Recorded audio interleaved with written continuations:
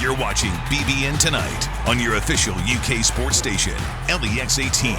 Presented by Central Bank, the official bank of UK athletics.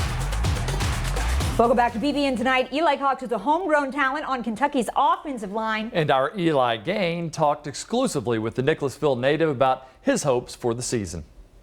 How's practice been going for you personally? Practice been going pretty well. Just looking forward to coming in every day and compete over the 5-week spring period. And we have a lot of guys on this offensive line that can play. Got a lot of experienced guys coming back, and it's been a lot of fun being able to be with the veteran group. And while we're installing a new offense, we're all just kind of learning together and enjoying the competition with the defense because they're seeing something new for the first time in a very long time. So it's been a lot of fun. I've enjoyed it. Yeah, have you noticed like the last 2 years, do you notice that practice is a little more intense between you guys on the O-line and the guys on the D-line? Yeah, I mean, I think as an offensive line and a defensive line, we're on a upward trajectory on both sides of the ball. We've gotten a lot better on the offensive line, and we're known as the big blue wall, and we got to hold up our end of the deal out there on the practice field because our defensive line is a lot of good football players, a lot of experienced football players like Marquand, who's back for his, I think this is his 4th year now. He was playing under Quentin, who was here for the longest time. So there's a lot of experienced guys, Josh Pascal. It's a lot of fun competing with them every day. Who's the toughest one to go against on the defensive side across from you? It's probably Josh Pascal. He's probably the hardest guy because he's strong as anyone else out there, and he's just as quick as the rest of them. And he's really experienced. He knows how to use your leverage against you. And if even if you shut down his first move, he's got 3 or 4 more different ones coming. So you have to play through the whistle if you want to even win a rep against JP. So he's a really good football player. And then, so you came in 2019, Yep. I believe, correct? Yeah. And I think your first game was you played at the end of that season against, I think it was UT Martin, Right. where you got Yep. your first official D1 reps as Yep. a lineman.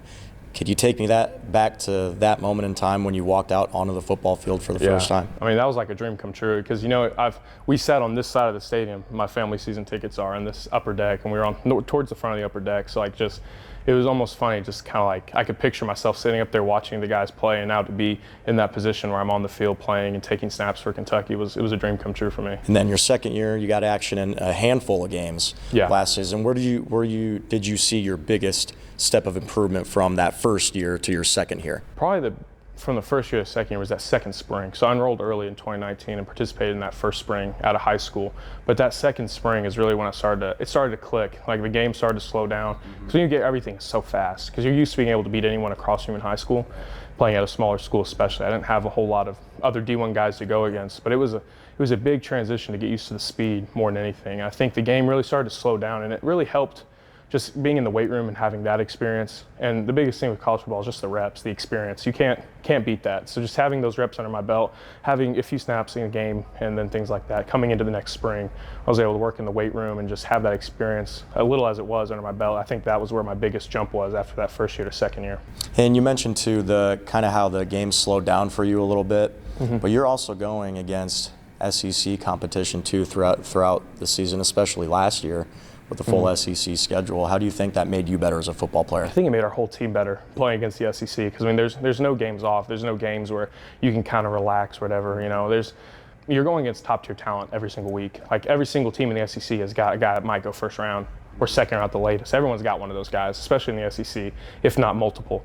I mean, we saw what Alabama's team was like having to go down there and play them. I mean, first game of the year was on the road at number 5 Auburn, who had multiple Division I or first round defensive line. I mean, the SEC is loaded from top to bottom, so there was no slacking. You couldn't take a single play off, you couldn't take a game off, a snap off. I mean, it was full go the whole time.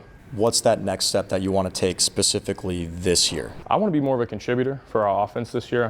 Played in a little handful of snaps my first 2 years, but I want to be a guy that can rotate or start like the whole season and be someone who can contribute to this offense and just be a part of scoring a lot of points for Kentucky. You had John here for when you started, and now you're kind of making that transition over to Eric. How have you guys, what's it been like for you guys in just the offensive line room to have a new coach come in after losing a beloved coach like John? I mean, I think Coach Wolford took that transition in stride with us. I mean, first thing he said was, I'm not Coach Schlarman. I'm not going to try and replace Coach Schlarman. No one can. He's like, what I want to do is I want to continue all the traditions and the mindsets that he instilled into our offensive line, that blue-collar mentality, that fight to the finish, that attitude. like our 4 core values: attitude, toughness, discipline, pride. Like Sharman lived by all of those, and he really tried to instill that into us on the offensive line.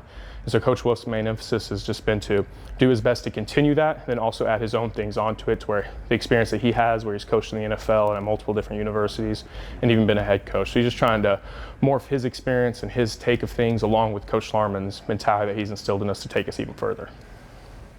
And coming up next, we'll talk a little UK cheerleading. Yeah, they're already 24-time national champions. Can they do it again? We'll talk with head coach Ryan Martin O'Connor and 2 senior cheerleaders next on BBN Tonight.